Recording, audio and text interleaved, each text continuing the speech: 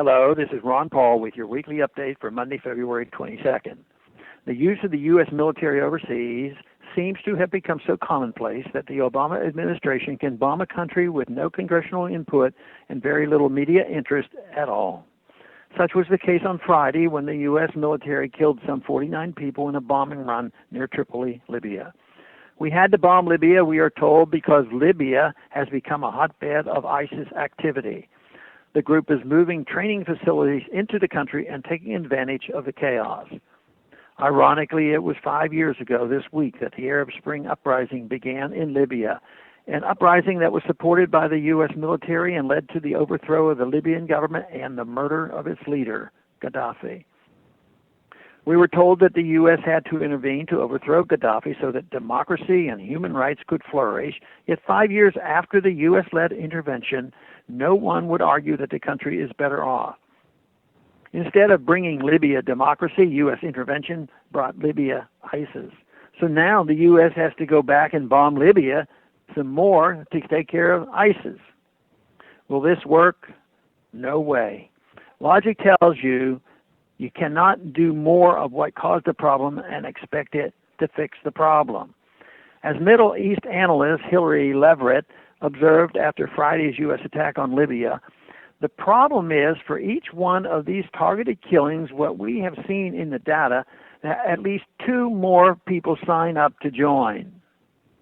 The United States has made a habit of lecturing other countries about the need to follow the rule of law, yet this seems to be a matter of do as we say, not as we do. How else can we explain a U.S. attack overseas with no congressional input? Certainly there was no congressional authorization for Friday's bombing. The administration claimed that its authority came from the 2001 authorization to use military force against al-qaeda in retaliation for the attacks on 9/11. But ISIS did not even exist on 9/11. How can the 2001 authorization be twisted to include bombing Libya in 2016?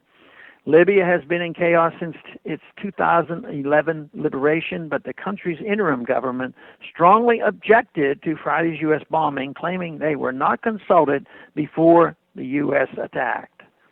They called the U.S. air attacks a violation of Libya's sovereignty and of international law. They have a point, but the most important point we must learn from this destruction of Libya and of Syria, Iraq, Afghanistan, and so on is that U.S. interventionism has been a complete failure.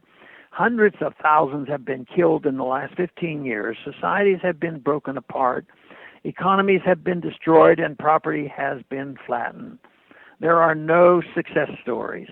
The neocon plan to remake the Middle East has only succeeded in destroying the Middle East. As a consequence, we are far less safe than before the war on terror was launched.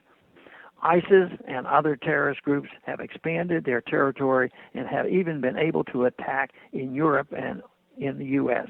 Our currency has been debased to pay for the trillions of dollars spent in this no-win war.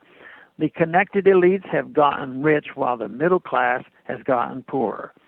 Intervention has failed. It's time to stand up to the neocons and their liberal interventionist collaborators and say, no more. Thanks for calling this update. A new update is placed on this number, 888-322-1414, every Sunday.